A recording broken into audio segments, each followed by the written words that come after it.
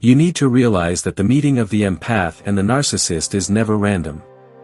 It is an ancient choreography etched into the psyche itself, a script played out in the hidden theater of the unconscious, long before language is ever spoken.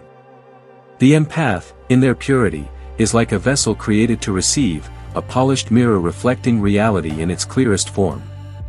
The narcissist, by contrast, is another kind of mirror, one that bends and twists what it shows, shaping reality into a distortion that fuels a hunger that cannot be fully satisfied.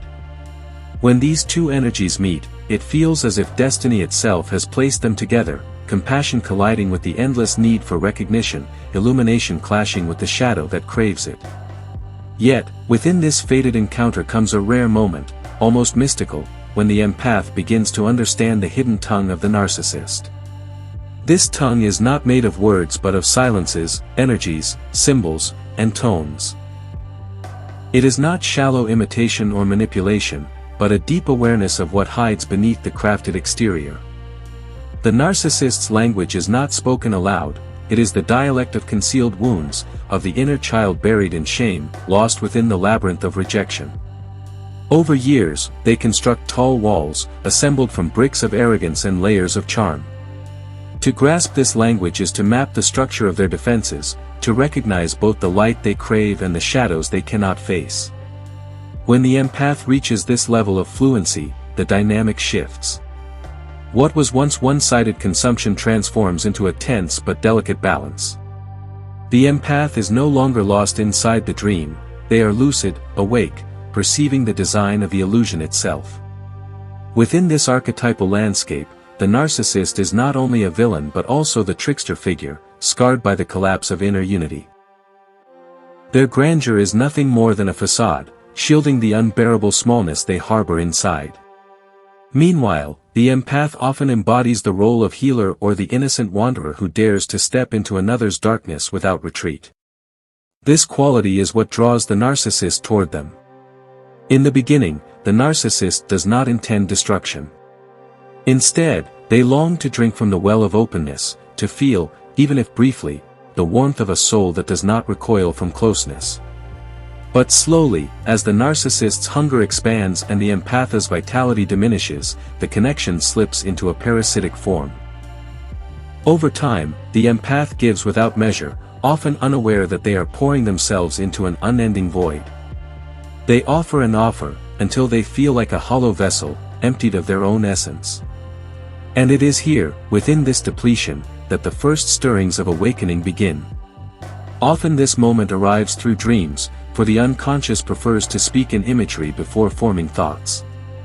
The empath might find themselves wandering through an unfamiliar land, where the language spoken is foreign, yet somehow instantly comprehensible. Or perhaps they stand before a mirror, expecting to see their own face, only to encounter a mask that whispers in riddles. These visions are not meaningless, they are rehearsals of the psyche, lessons teaching the empath how to decipher the symbolic grammar that underlies the narcissist's hidden world. Once awakened, the empath begins to notice what was once invisible. The pauses between sentences, the shallow shifts of breath, the slight tightening at the edges of the eyes whenever truth edges too close. They start hearing not just what is said but the echoes hiding between words. It is like gazing at the constellations in the night sky. The stars are visible to everyone, but only a few can trace the stories etched among them. When the narcissist senses this change, they experience something akin to standing naked before another soul for the very first time. To them, it is intolerable, because their entire existence is built upon carefully curating how they are perceived. When the empath reflects not the mask, but the wound beneath it, the narcissist feels both terror and fury. Their instinct is to tighten control, to reclaim power through charm, guilt, or veiled hostility. Yet, the empath, now fluent in the hidden dialect, no longer reacts as they once did. The hooks that used to sink deep into their unguarded heart now glide off effortlessly, as though the surface has turned smooth as glass. There is an undeniable power in this realization, but it is also dangerous, and must be held with care. The empath is never meant to become the narcissist. To wield the shadow's language does not mean to inhabit its essence. This is where the great temptation lies, the magician discovering a forbidden spell, tempted to use it for dominance rather than illumination. Jung himself warned that to fully grasp the shadow carries the risk of becoming it. If the empath begins to savor the reversal of power, they may slowly slip into the very mask they once feared and despised. The true challenge for the empath lies not in gaining control but in resisting its corruption. The real task is to hold knowledge without being consumed by it, to stay anchored in the self while navigating the intricate corridors of another's unconscious. This requires integrating their own shadow, for the empath is not untouched innocence. Their endless giving often grows from wounds just as deep as the narcissist's hunger, a fear of being abandoned, a relentless need to feel needed, and a hidden belief that love must always be earned through sacrifice. To truly learn the narcissist's language, the empath must first translate their own. They must stand before their own reflection and ask, "Why did I enter this dance? What part of me sought completion through their darkness?" This is the moment where the healer must confront their own wounds, where the dream interpreter must step into the fabric of their own visions. It is in this recognition that the mystical essence of the relationship becomes clear. The narcissist is, in a strange and paradoxical way, a messenger of the empath's shadow, forcing them to reclaim their boundaries, their sovereignty, and their voice. When the empath begins to speak this language, what they are truly discovering is not the narcissist's tongue but the dialect of their own hidden shadow. This is why the transformation is permanent. Once you perceive the architecture of the unconscious, you can no longer pretend it is chaos. Once you hear the words beneath the words, silence itself loses its neutrality. For the narcissist, this unveiling feels like a sacred door opening to a chamber they thought sealed for eternity.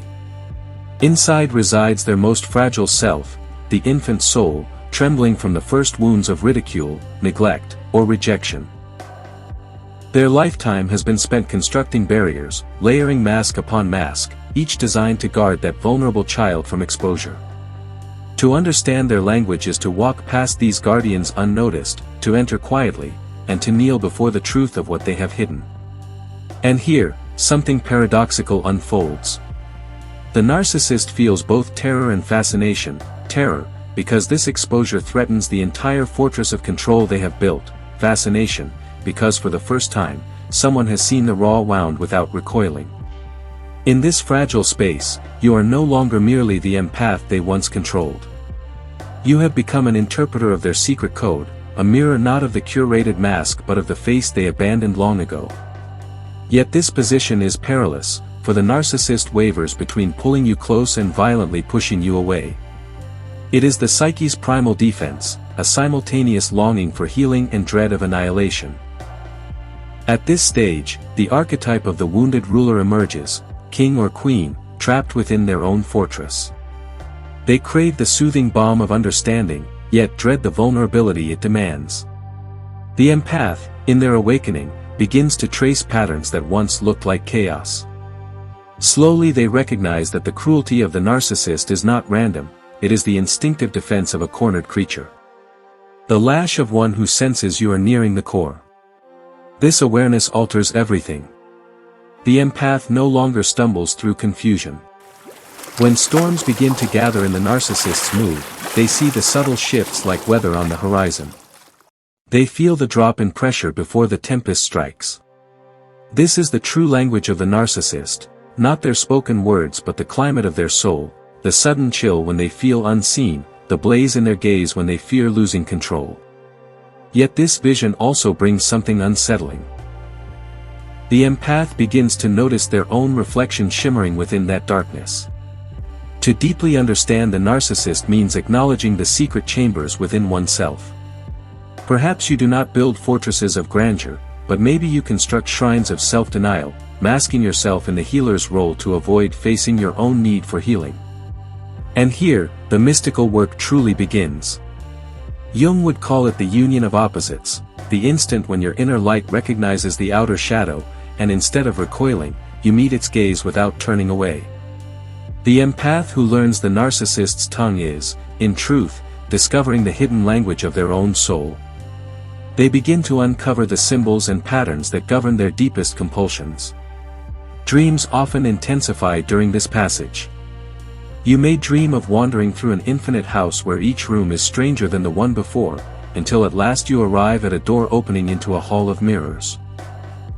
Each reflection reveals a different self, some radiant, some monstrous, some indistinguishable from the very narcissist you once feared. This is the psyche's warning: to speak the language of the shadow is to risk becoming it. But if, within the dream, you can stand before your own reflection without flinching, something shifts. The mirrors dissolve, and suddenly you are standing in an immense open field. The air feels different, lighter, truer, and you realize a threshold has been crossed. You are no longer lost within the labyrinth. You carry its map, but you are free from its walls. The narcissist senses this freedom, and it unsettles them. Your detachment becomes a language they cannot master, a dialect foreign to their control. Where once they predicted every emotional response, now they find themselves powerless before your calm independence.